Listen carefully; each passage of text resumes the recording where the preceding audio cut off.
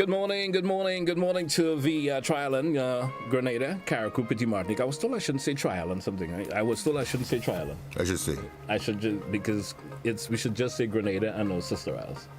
No, it's a Tri-Island state. Wow. So the state of Grenada consists of three islands, Grenada, Carriacou, and Petit Martinique. So it's a Tri-Island state. Right. That's another version. Or a three-island state. That's what it is. That's another version I'm getting. Anyway, yes. Let me say good morning to all who are viewing and listening this morning. Welcome to another edition of The Point. It'll be Monday, the 20th day of February, 2023. Welcome. Good morning to our viewers via GBN TV. Those of you who are viewing us via GBN TV also, let me say good morning. The individuals who are via social media platforms, let me say good morning and welcome. And I know we spoke a while ago, but I didn't have the option of introducing you officially. Let me say good morning to Mr. Sylvan McIntyre. Welcome to another edition of To The Point. Yes, good morning. It's always my pleasure to be here. I'm always excited to be on Monday morning for this interesting hour. The hour is actually less than 60 minutes, I think. And good morning to you, GT. Good morning to all the listeners, the followers, and viewers of the Grenada Broadcasting Network. All right. Thank you so much. Thank you so much, man. Interesting weekend in the Spice Isles, and Carriacou Carnival activities up there. We were viewing it a while ago. We were having a little background chit chat about it. What's your take on? Let me get that little conversation out of the way before we pop. Yeah, because as you recognize, I have a keen eye on everything, basically. And because risk management is one of my portfolios, and so I would look at everything and put the risk aspect into context. It's a really wonderful thing that's happening now. We have the Carriacou Carnival happening at this point. Yes. And that in itself, as we were speaking about it, the interest and what's happening out there and how important it is for Grenada and Carriacou to be having those events. And when we speak about them, I also speak of how well we plan for them and what do we incorporate in the planning processes. Are we encouraging people more and more to be part of our culture? Are we looking at when we encourage people to come out to these events, traveling at sea and all of that, the safety factor? I think I heard a bit more expanded on that, safety at sea. With the Coast Guard, and yes, because I did have them last week. I had members of the Coast Guard, and they were talking about the safety practices that individuals should encourage, just in case you want to decide that you want to go via a vessel, and so the safety practices that folks should adhere to, just in case some kind of issue may occur. Yeah. And we talk about the beaches and so forth also. Oh, yeah, the swimmer, coach and everything, and exactly. Lifeguard who was on. I listened to you, yeah. All right. So that was good. We got some positive feedback from folks interested in that. So it's always good that whatever event that is happening, safety always should be a key factor there also. Key factor, And so I really look forward to the time when health and safety issues will become a household thing, where more and more of us will look after these issues. And I kind of stressed on it a lot in terms of the owners of activities, how their planning processes and what they have in them. And as you mentioned, the lifeguard and the Coast Guard and who spoke about safety at sea, safety at our waterfalls, etc. It's something that we were speaking about, and we would hope that this will become a greater conversation, more and more to be spoken about. And so the policy may look for ensuring that there are instruments to guide these processes. And forgive me again, we will speak about enforcing those instruments. Let me. A thought come to mind as you were speaking. Carnival activities in Carriacou, Petit Martinique. Do they have any discussions with individuals like yourself about, safety procedures? And have you ever heard to that before? We know we haven't. There's going to be lots of people going to be involved, the streets. And, what about the safety practices that folks have there ever been such a discussions? Yeah.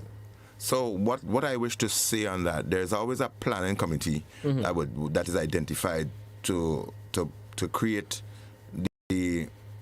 the framework, the structure for activities. And inclusive in that committee, usually they would have a police representative. They would have a Ministry of Health individual and so forth. But you raised the right question in terms of a risk management specialist to the extent where somebody who has a more keen eye on what's happening, whether that could become. I'm hoping that we become more cultured in that way, where the whole aspect of risk and safety, that it will be spoken about more and people would see the need. I remember last year when Carnival was being planned, one of the persons from the Spice Mass, the very senior person, called me up and wanted to pick my brain in terms of, and that was not really in an official engagement. In an official capacity. Yes, he didn't call me, but as knowing me, my own experience, my background in those issues, he called me to speak to me about some things as to what that they should include. But the point is here, as you raise it, we have to understand the expertise that we have on island where they are and how we can best utilize it to the interest of our own people. What we do should not only be like for foreign base or for the tourism sector. We must first create the environment for us to enjoy, for us to be happy, for us to be safe. And if we do that, by extension, we are creating the environment for others. Like the scripture speaks about you doing good to people. If you do that, if you entertain strangers, by that means you may entertain an angel and you're not aware of that. Exactly. But your intention was not just looking for angels, but you want to create the environment for everybody to be happy. I agree. Forgive me then, a further expansion of the issues. We always wrap on a little thing before we delve in. Last week we decided we were going to go back into So I sort of thought about it's not getting any preempt, but I remember we said that we're going to expand a wee bit on last week's conversation. Yeah. So we go a little more the details about preparedness, earthquake preparedness, and the response and so forth, and the procedures. We're going to divulge a little bit more into that. Absolutely. This time around. Well, let me congratulate you on your recent. On my new portfolio. My new portfolio. Yes. Well, congratulate you on that. Congratulations once again. Thank you. Something it's something that you've been part of, so it's an easy flow for you to going. It's nothing new that you are and will be engaging in, so it will be a free flow. And let me say thank you and thanks to GBN and I didn't realize I was so loved by so many persons across the country. I had the phone calls, I had the WhatsApp messages, I had the personal congratulations, well deserved, and all of that and so forth. And it's good technically to receive your flowers while you could do that. For people, as I've always said, my contribution to humanity is giving to humanity, and you cannot pay me enough dollars and cents for what I because I wouldn't feel satisfied with that. My gratification, my satisfaction is to hear people say thank you, and to see people's lives change, their attitude, move in a positive way, see the country move from one stage to the other in terms of the safety issue, how it cares for its citizens and the instruments. You'll hear me speaking about those things. And having spoken about that though, let me just make it expand on it a little bit further. So I am not employed by the government of Grenada. Okay. I think some people ask me that. So my appointment is a disaster risk management specialist for the USAID humanitarian assistant, that HEB. They have this aspect of their programs of disaster risk reduction for Caribbean islands.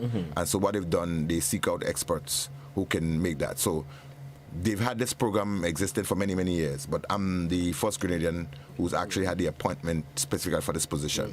Prior to me, there was a Jamaican who was responsible for Grenada and a couple of the islands. And so they looked at me in having specific responsibility for Grenada and possibly some of the other Caribbean islands. So I'm a consultant for the USAID Bureau of Humanitarian Assistance. So that means I am still my own person. I am flexible in terms of my schedule nationally. There would be some regional travel involved, but my focus would be based here in Grenada in terms of the United States government's interests in disaster risk reduction in Grenada. I would be the focal point for that for the time. And just there is a reason for you to diverge in other islands, then you absolutely. Yes. All right. And so locally, as we continue the conversation, I want to really commend the government for its initiative in terms of the cleanup that we're seeing. Yes. I know the derelicts and so on around the island, some of them have been moved. And it has made a lot of difference. Tell me. Quite a bit. Sometimes I drive around and I said, I have never noticed the beauty of this area because of certain the older vehicles and so forth. The old buildings are what they are, or huts, like some folks like to call them. Right. And you see the beauty of the island. These things have been moved away, and I'm happy for that. Absolutely. I'm happy for that. And I want to add the risk the risk awareness associated with that. As you drive through the Kirani James Boulevard, the Lagoon Road area, that's a beautiful place. And the cleanup and the leveling out, the landscaping of that area is tremendous. It's one of the places I drove through for many, many years. I always drive through and think, how could we enhance that image coming from the airport, moving into the city? It's just a lot more could be done to it. There's a lot more. I think there could be some more plants around, like the palms and the coconut along the beach side, and you can create a more stable edge, like the rocks. You can get boulders and stable the edge of the coastline there, and then you have that level area going across there, and it's landscaped and mowed and groomed properly. I think it's a beautiful, and Kirani James Boulevard, Kirani would be happy. Yeah. I mean, for that. But the other aspect of all of what we're seeing, the image of Grenada, I would love to see our system putting a more structured way to people vending and setting things up. It has a risk aspect to it. The issue of rodents and other things, and the image of the old crates and the old boxes and the kind of a structure people put up ad hocly that does not create the right image. I wish that through all of this, the government could see that the image is one, and then when you have situations like heavy winds, tropical cyclones, these things become they get strewn around, they become missiles, they're dangerous, and so that aspect of that risk, we need to manage that a bit more. Yeah, I certainly think the authorities, it's time that they clamp down on some of these things. Where individuals just feel is they could just put something up anywhere, anytime, and just get away with it. You know, we've been seeing that happening for years on this island, where you see people just put down a structure and it remains there. And even it's for the carnival activities. Yeah. I mean, sometimes you may not mind you put something up for the carnival activity, but it should be demolished or removed after that. And then we see sometimes it remains there for months, years at a time, become living quarters for individuals and stuff like that, which is just not a good sight for the island at all. Right. You know? So I'm hoping that on two fronts. One, I was a young boy, very young, when Eric Bachigiri was the premier. And one of his things was beautification around country in terms of the flowers and so forth. I was told that. I'm hoping that, I think they did say our former prime minister was probably related to him as well. And then we have a new prime minister, maybe the grandson of Sir Eric. We're hoping that the initiative for these prime ministers will also be take up a cue from him in terms of beautification. I think we can go on and enhance our environment through flowers and ensuring that the places that are obviously visible to us, enhance them a bit, the proper grooming and the planting of flowers. And it should something be shared that individuals on their personal capacity should always want to do. Encourage that community spirit for taking ownership. Someone could just start in their community, there's a little area there that has just been dilapidated for, let me clear it up and start planting. And it's called... and other people may get involved, and you never know, the botanical garden that could just create just from that little aspect of that there. You understand? It's called brighten the corner where you are. And if everybody takes a cue and brighten the corner where you are, and you take a responsibility for reducing the risk where you are, Grenada would be a more beautiful place, and it would be a safer place for all of us. We had a lengthy opening this morning, Sylvan. We will take a break. Good, when we come back, we certainly will get into our main conversation. Stay with us here, folks. On to the point. We're coming right back.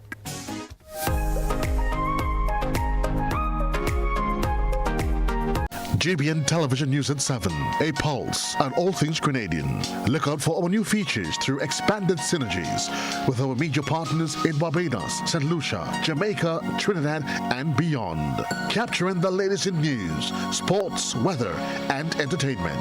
Credible, informative. Thank you for making us number one. News at 7, live, Monday to Friday on GBN Television, Channel 7 and 11. K105.5 and 105.9, Hot 98.5 and 98.7, GBN Television Facebook page and YouTube channel, and www.gbn.gd. GBN, with you anywhere and everywhere. Last week on Our Climate Reality. Climate change is in fact a real phenomenon, and it is already occurring, and we are already beginning to feel the impacts in our region. And those impacts are not just restricted to the physical impacts, more rain, hotter, but it then impacts our quality of life and how we are able to, to really live on a day-to-day basis. And that's the significance of climate change. We have to understand what our current climate pattern is, and then try to understand how that pattern might change in the future. And of course, the changing climate pattern will force us to shift our lifestyles, or could force us to shift our lifestyles. But let's also remember not just to keep it in a human-centric viewpoint. There's a whole biosphere out there that's going to be impacted. Coral reefs, marine ecosystems, agriculture, chickens, poultry farmers, and most of it is going to have an economic impact. Join us this Wednesday at 8 p.m. as our panel discuss the opportunities and co-benefits for reducing greenhouse gas emissions. All Climate Reality, GBN Television, Channel 7 and 11, K105 FM, and all our social media platforms. I want you folks to play these 3 games from the NLA. Daily Pick 3 cash flow and play with. You will be supporting sports and culture, nation building and our future. So go out and play, folks, make it a must. You will see what the National Lottery is doing for us. When you play Pick 3 cash flow and play with, the NLA will support you all the way. Starting September 30th, Monday to Friday, these 3 games will be drawn mid-morning, 9:45 a.m., midday, 12:45 p.m., and evenings, 7:45 p.m. The National Lotteries, supporting sports, culture, and nation building. Sunday money day.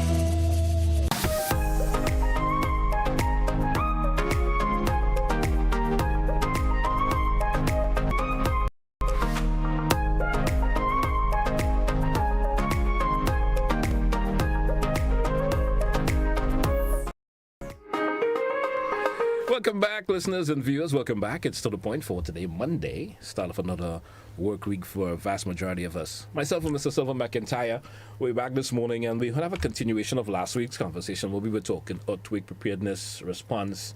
I know, Sylvan, I don't know if you want to go back and go forward, or we just going to move straight ahead. No, we can relate, we can link what we did last week. Not a lot going back into it, into what we're going to speak about. Because we gave a background as to the origins of earthquake and what happened, but we also spoke of the impact of it, and we were speaking about a current issue in Turkey and Syria and these places.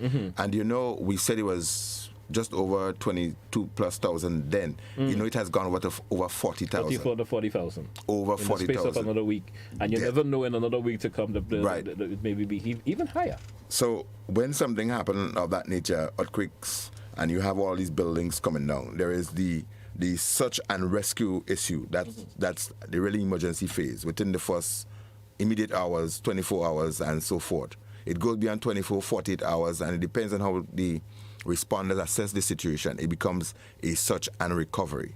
So there's a particular point where they think it's not quite possible, except under extenuating, real miraculous condition, you find somebody alive and so forth. But they're searching still, they're finding bodies, and it is now a search and recovery. And there was this footballer from one of the African countries that was caught in Turkey in the earthquake and so on, and he was welcome. His body was transported by a plane. There were delegates and ministers, their presidential speeches and so on made. He got caught in the earthquake there, unfortunately, and perished as well. A footballer, I can't remember exactly which one of the African countries, but it's one of the known places that provides star footballers for teams in the UK and so forth. So he lost his life in the earthquake. So, and we mentioned that the region, the Caribbean, is also very seismically active. Yes. And when we speak of seismically active, we speak of earthquakes that can happen, and we speak of the hazards or the threats of volcanic eruptions.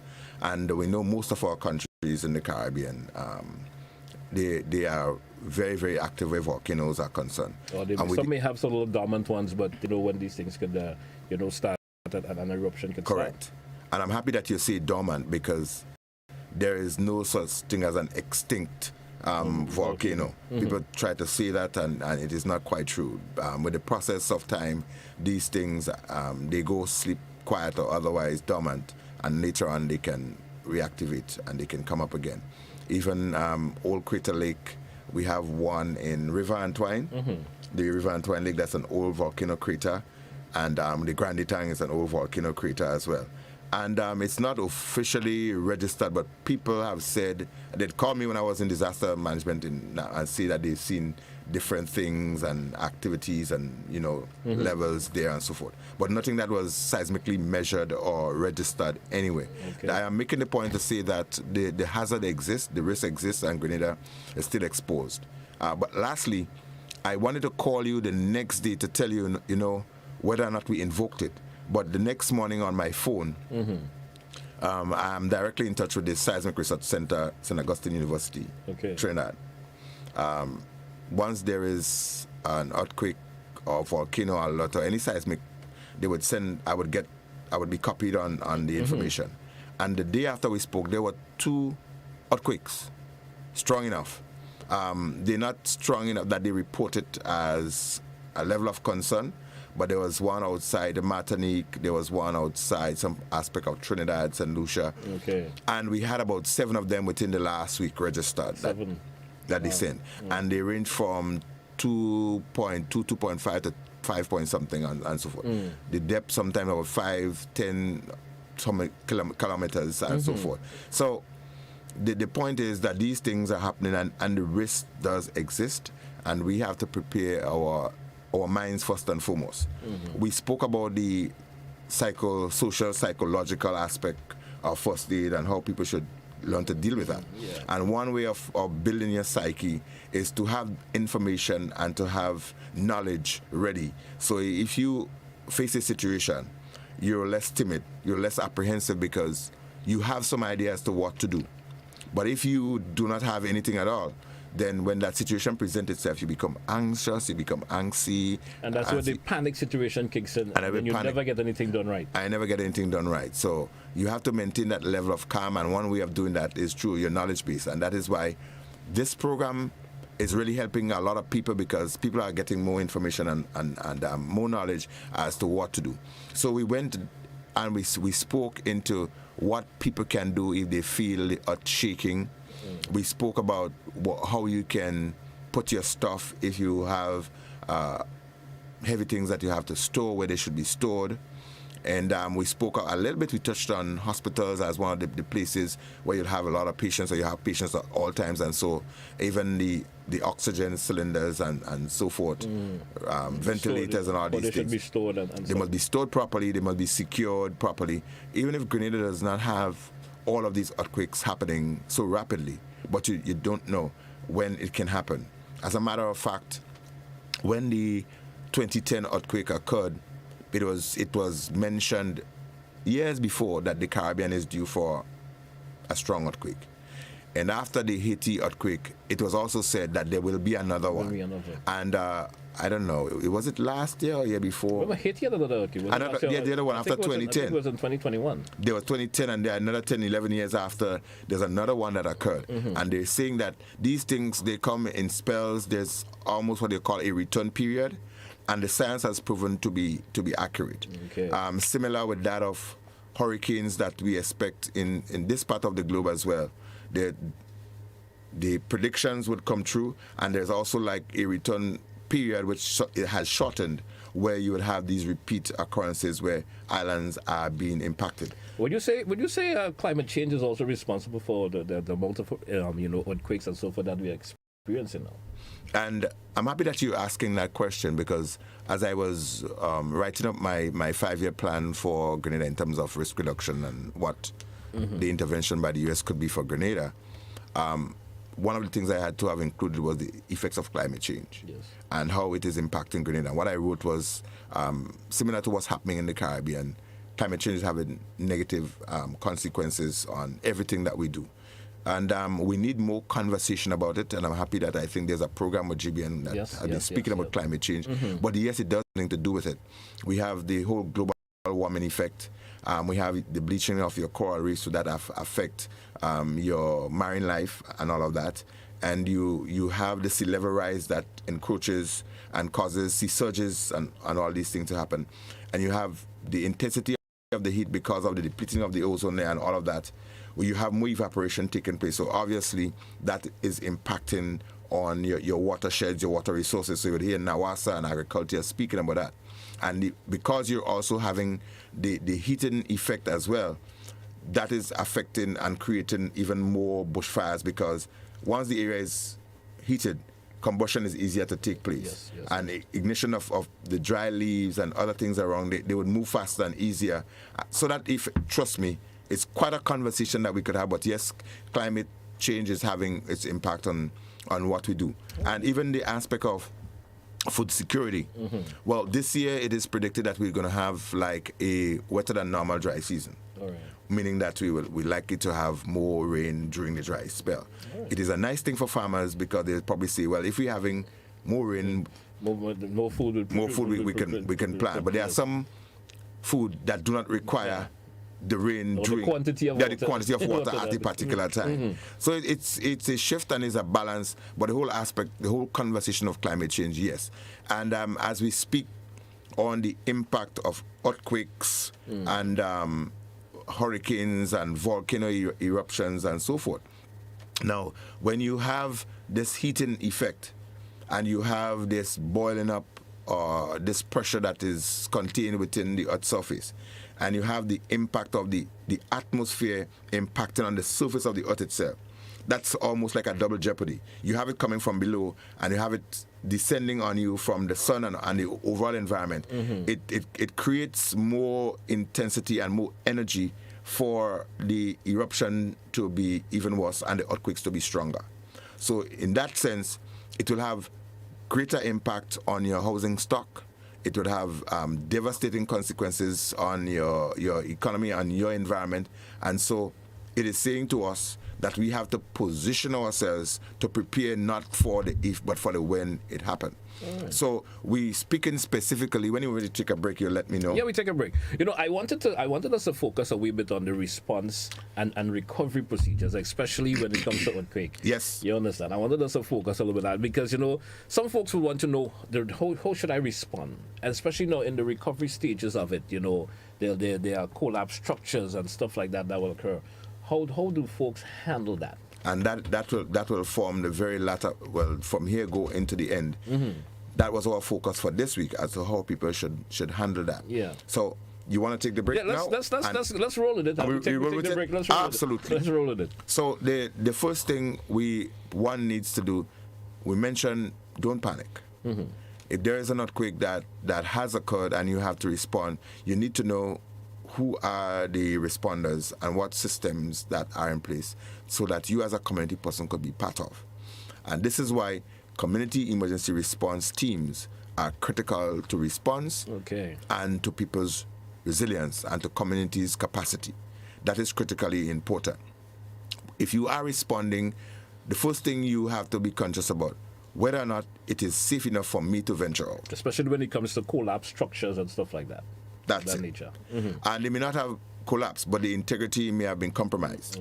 The vibration may have shaken or create cracks, and it may not just be hairline, it might be in-depth embedded cracks within those structure. And moving from point A to Z could further put you at risk. So now you have that potential hazard occurring there. Secondary hazard. So you may have the preliminary where the shaking has already occurred.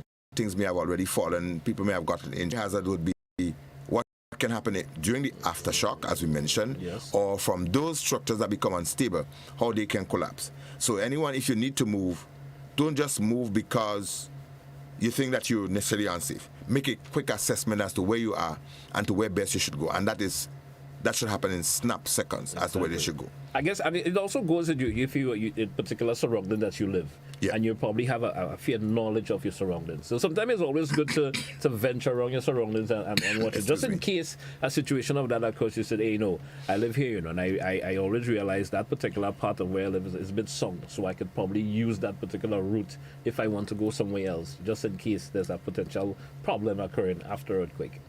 responding to that situation as well. We encourage people, when we first started the conversation, the first thing you asked me about how important it is for people to know first aid themselves, or so people to be endowed with some level of knowledge to treat. And that is critically important. And we hope that every household in Grenada will have somebody who at least understands first aid and, most importantly, CPR. Yes. So you think about your own safety, your safety first. The next thing you want to think about, who else is at risk that I can help. Two sets of people come to mind. Infants, children, and adults. Yes. Geriatrics, people who are not able to move for themselves or to do a lot for themselves. You want to think, how can I help these people without putting myself at risk. For the risk. How you can do that. And then you set out to do that. The other aspect that you want, in thinking about that level of response, you may try to test your level of communication. What and how can I speak to the open world or the open community? Is there anybody else who will hear me? Every household has more than one telephone now. Cell towers may be up.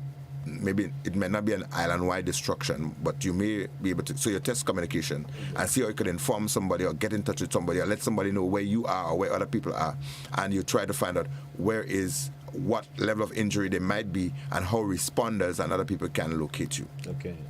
You've done that. If you are part of an organized such group, or you may have some level of training, it is important that you have something that probably could make a mark or make a sign, meaning that you can knock if you are enclosed, that song could be heard, or you can create some level of marking if you move from one point to the other, so somebody would know that somebody was actually here and they move from point A to point Z. So they can be able to trace that. Once you've identified people who are in need, you look on for what is the priority of life. A, B, C. Whether there's airway, whether they are able to breathe, or whether they're having such circulatory problems. Okay. Whether the person is bleeding or otherwise, you look at that. And if it's a life-saving situation, you prioritize what level of the risk or how far is that I can make some intervention. So if somebody is bleeding in an emergency, they might be trapped under some rubble. Do I sacrifice the person losing a limb, or do I make effort to save, how can I save that person's life? So you'd want to make that really quick decision as to how critical it is, how quick I need to take some action, and what action should I really take that will relieve that situation. Maybe you may have to, as I said, sacrifice a limb and save the person's life. Or you may have to see whether or not you have to clear something that can give this person some breathing space, or you can restrict something that might be preventing that person's blood from circulating. Or maybe the process you could wait till you get the assistance. Maybe by yourself alone you may not be able to help remove what debris is on an individual, and by you doing it by yourself sometimes could cause injury more to an individual. Yeah, it is always important, if you have some skill set, you get more done by involving other people than you trying to do it yourself. But if you happen to be the person alone, you must prioritize. As I mentioned before, the books do not teach common sense, and the books do not teach what you call initiative. You must create initiative and common sense for yourself. Okay. You will need to take a decision that you think is in the best interest at the time, and don't be afraid to make mistakes, but your mistakes must be genuine. If you did something and it didn't come out right, your intention then was to help, was to create an environment where life could continue. All right. Sylvan, let's take opinion for a minute. We come back and we talk more. I still have more questions I would like to ask you, in terms of the general, precaution an individual and stuff should take just in case a query occurs. So we come back and chit-chat about that. We also will entertain some of your phone calls to our viewers and listeners this morning. If you do have a question or two that you'd like to ask, you can certainly give us a call at the number 445. Right back. You ate well, drank and indulged, laughed, and had so much fun for the festive season.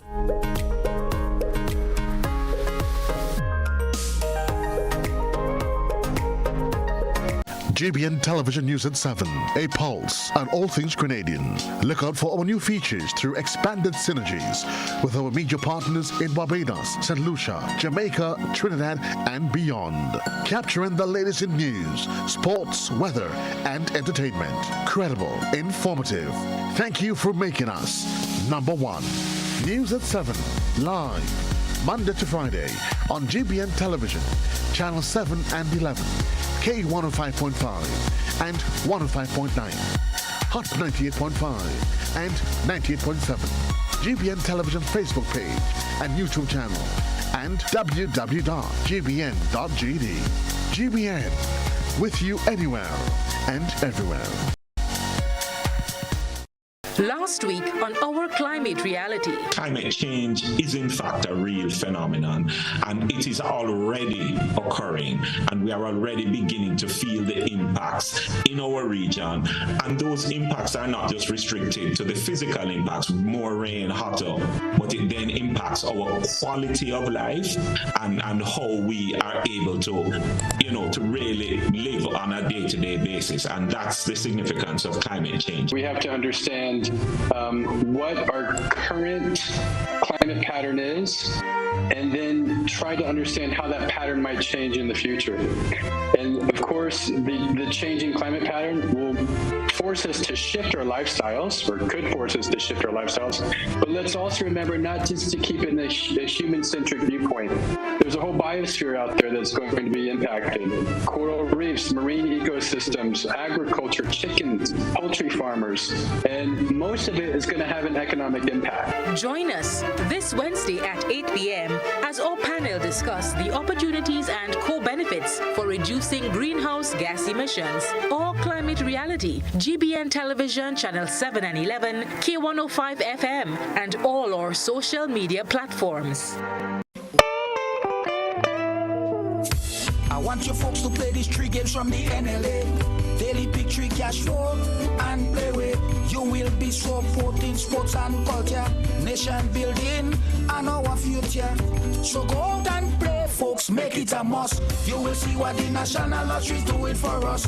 When you play pick 3 cash flow and play with, the NLA will support you all the way. Starting September 30th, Monday to Friday, these 3 games will be drawn mid-morning, 9:45 a.m., midday, 12:45 p.m., and evenings, 7:45 p.m.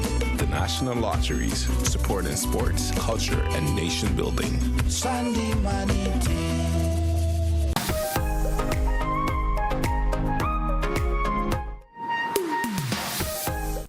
Welcome back, listeners and viewers. It's To The Point for today, Monday, the 20th of February. We have Mr. Sylvan McIntyre this morning, here with us this morning. And our keen focus of the conversation this morning, we're talking earthquake response, preparedness, the whole individuals are to take the necessary precaution. That's a segment I want us to get into, that general precaution that individuals should take just in case an earthquake occurs.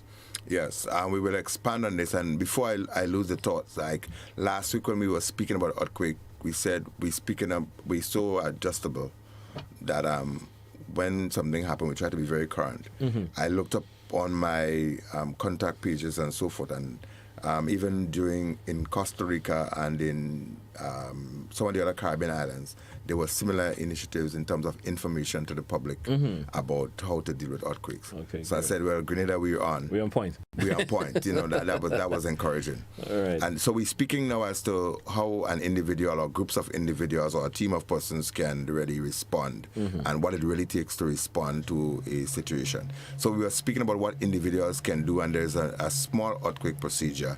It is what we said, drop, cover, and hold. You get to a lower point. People say that when you're on the ground, you can't fall. All you can do is roll. So the lower you get, sometimes it's better. And it could be safer at the time. It could be safer. The other thing you want to do is to hold on to something so that it doesn't move. Something that is sturdy. You hold on to it, and you hold on so that you don't get moved. You ensure that you cover, because things might be falling around and you can get struck in the head. The next thing you want to do, as I mentioned before, what next? What do I move to? What are my safety chances? How do I get out from here? Is there anybody who is in need of my help? You follow that, you look at the priorities of anybody, including yourself. How do I treat this situation? You look at the life-threatening situation, and you look at what there is that you can use with that. In first aid, there is something called using readily available material. Yeah. What's around you, how can you use it to the best of your ability for the situation? So you look at pieces of board that can be used for somebody that may have spinal injury. You may look at ropes and string that can help stabilize somebody that may have a fracture. You may look at pieces of clothing or otherwise that you can strip or you can use to prevent somebody from losing excessive blood, etc. And you look at things that can contaminate the atmosphere, the breathing space, how you can remove these things away or move the person from that area so that the air quality becomes... Just in case that building maybe have a gas leak and stuff like that. You want to be aware of that. Okay. And as you mentioned gas leak, one has to be conscious as to some of the secondary fallouts, whether there are liquids, fluids, or gases that might be moving around that can ignite or can cause a fire, or these things that are moving around that can become toxic if people inhale them. And those are all of the safety factors that you're considering. Now, if you are in a community where you need to respond, try to group other persons with you or let people know where you are, what you're doing, and what your capabilities are, and what they can do. Obviously, responders from organized entities, Ministry of Health, the police, the fire, they will be coming in. You have to be prepared now to give a mental recollection as to what may have happened, where you were, other people that might be there, so it aids in the safety process. The other thing that if you're there, if you were not affected, you stay away from the immediate scene. If you don't have anything to do, you can't contribute, do not congest the area where responders are expected to come in. Once the responders who are trained to do that, you give them the support by assisting them, giving them information, helping them move things, and you follow instructions given by them, not you trying to give them instruction. You know, a thought pattern that just come to mind. You know, there are so lots of individuals who may possess a disability. Yeah. And in case, you know, when we have that a disaster maybe occur or for some reason earthquakes, what kind of advice would you give the individual? I would assume they would have somebody who will offer care to them, you know. But how could individuals with these issues, how could they be? What are the challenges you see they could have? Yeah. Mobility is one of the challenges that you would have with people with disabilities. They might not be able to move as freely as others. Mm-hmm. The disability they may have might be a hearing one. Others may have seeing challenges and so forth. So you have to be aware first of what exists around you. And this is why understanding your own community is critical. I know the social services in Grenada, along with Ministry of Health, they do have an inventory of people with challenges or shut-ins. Mm. They are expanding on that list so that responders from the NADMA system, responders from community, you could understand, and people should make it their own business to know who lives next door to them. And let's just take a pin and take a call. Yes. I'll take a call. Caller, good morning, welcome. What a coincidence, Mr. Telesford, sir. I've been taking away this telephone to ask that question, but I'd just like to make a couple of comments prior. One, I've heard it mentioned that Grenada is a tri-island state, tri-island. I wish to establish this and to start a debate. We do not live in a tri-island state, was it a tri-island? We live in an archipelago.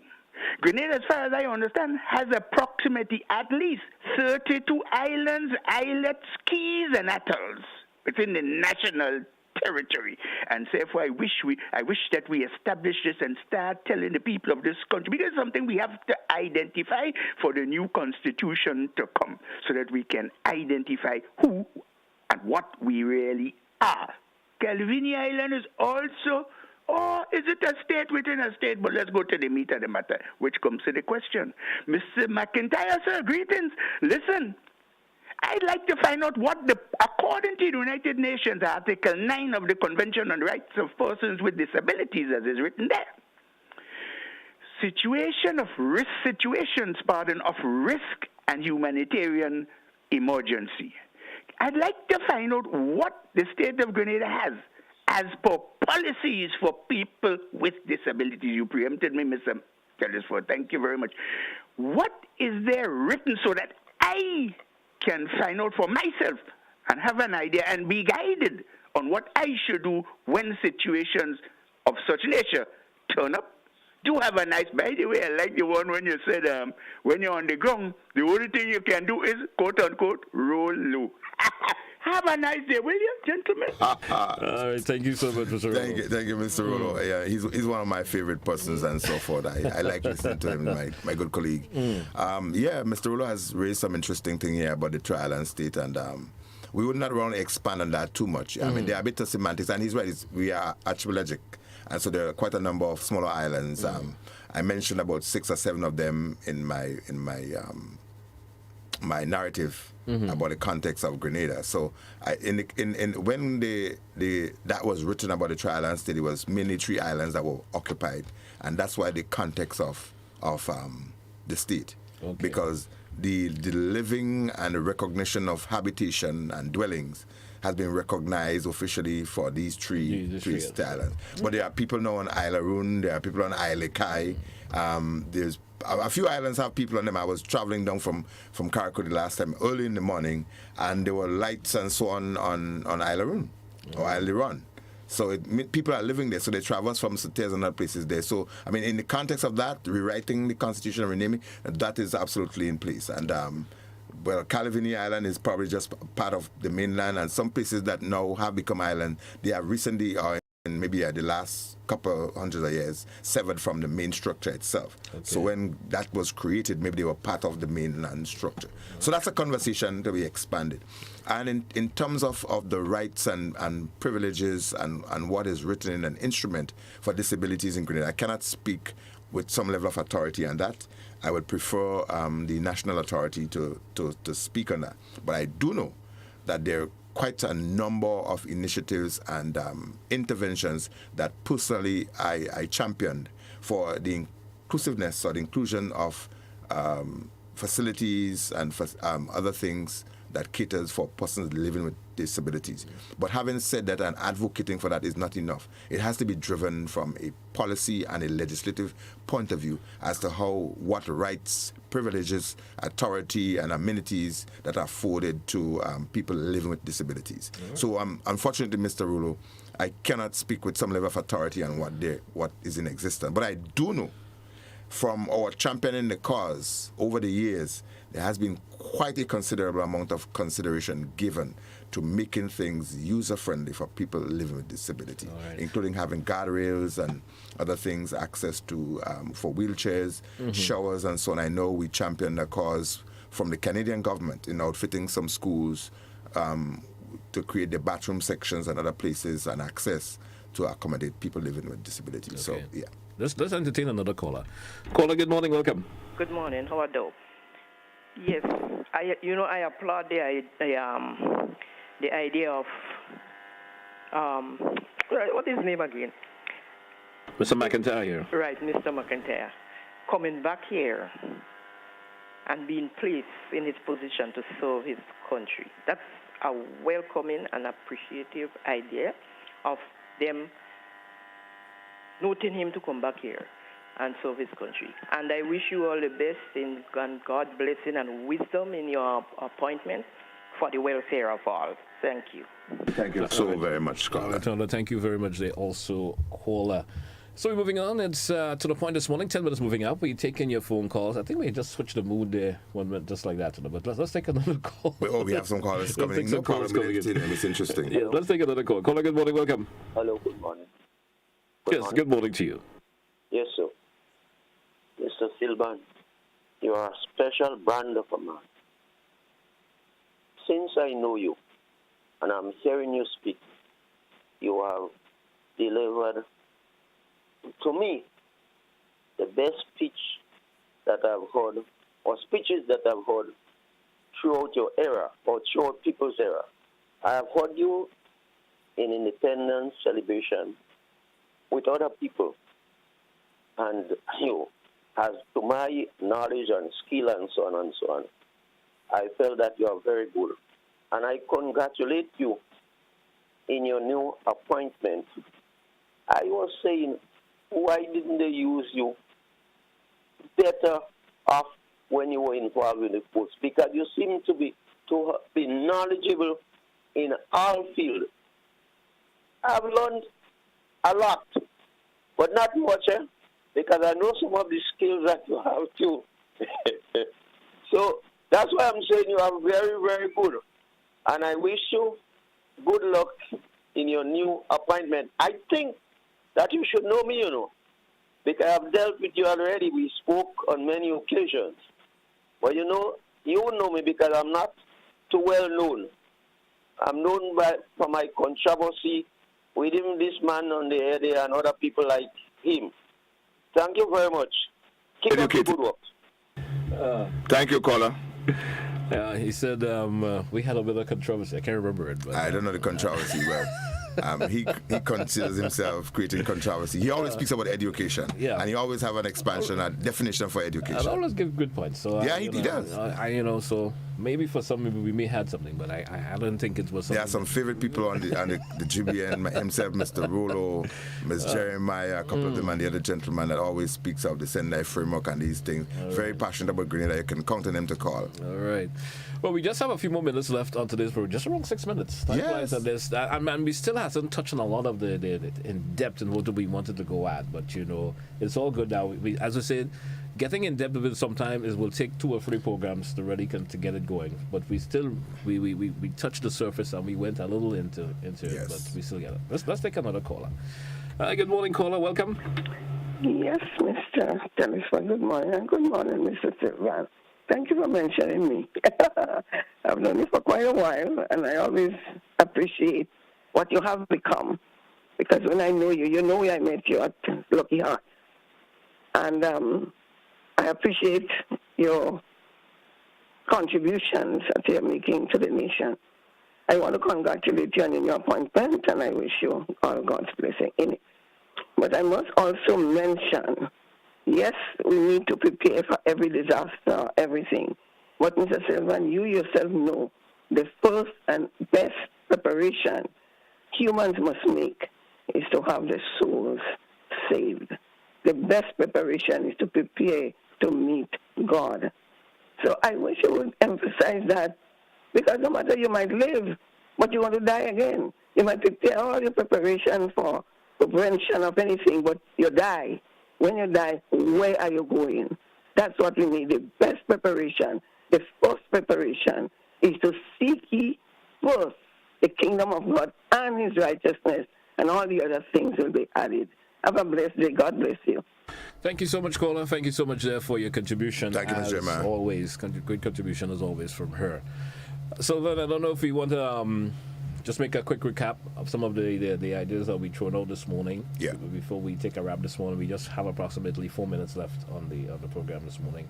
I'm not sure we may entertain another caller, but let's make a quick recap. Is there one on? There isn't one on. All right, so we could do a quick summary. I know a summary technically, or summarizing the issues that are so deep is one of my greater challenge. So you have to try to pick out exactly what are the points that. So I have to really scan through my brain really quickly as to what are the salient points I need to make in summarizing the technical issues. And so I want to just, before I conclude, give thanks and to the Almighty, my family and everybody else who's really given me those flowers and so forth. I really appreciate it.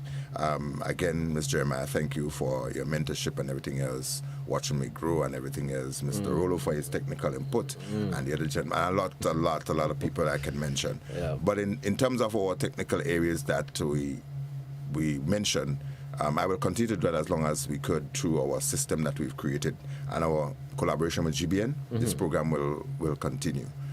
If I'm not here physically or otherwise, we are seemingly becoming, owners of this process for Monday for 1 hour. Yep. And it's my pleasure to be able to do that. But we're speaking about particular risk, and throughout the Mondays, throughout the months, we will be zeroing in on particular risk initiative. We're going to bring in people who are going to speak on other aspects. We have to speak about land management, even not just agriculture, but the engineering side of it that has some impact on risk and everything else, and how we can do that. Some of the things I see in terms of how they treat slopes, roadsides and everything, and I think the government has a responsibility as well to monitor the contracts that people are given and how they are treating and what risk reduction initiatives and mitigation strategies they are putting into dealing with some of these things. Because what I've seen for myself, from my limited knowledge, but wide in disaster risk reduction, there are different things that could be done to stabilize some of the slopes when they're doing roads and other things and make it less risky, because some of the slopes that you see, they expose some of them to the elements, and they do them in such a way that they become even unstable for rocks and other land slippage to happen. So that's one of it. Lead to a particular disaster occurring. So yes, please, we're going to bring in geologists and people who can, soil technicians, and these people who can speak about aspects of it. We're going to also bring in people from the housing, like engineers, structural engineers, who can speak on this more in-depth safety factors and the risks that people should look at and so forth. And we will look at food security and the risk to it and how people... So you see how expansive that really is. It is. But this morning's conversation was about the emergency for responding to earthquakes. Yes. If one is equipped to respond to any kind of emergency at all, it makes it easier to manage or to respond to all of. You just need a basic framework, understanding who has what, where you are, and what factors that you should be involving. Every householder should have an idea as to what to do in first aid. And if you are responding for your own situation or somebody else, look at the life-saving factors. Whether breathing is restricted, whether bleeding can happen, or whether there is some level of circulation or people are restricted. That's what you need to check on most. You need to understand who are the people who have to respond, what their role and their responsibility, and who has the authority for what. Your safety comes first, second, and third.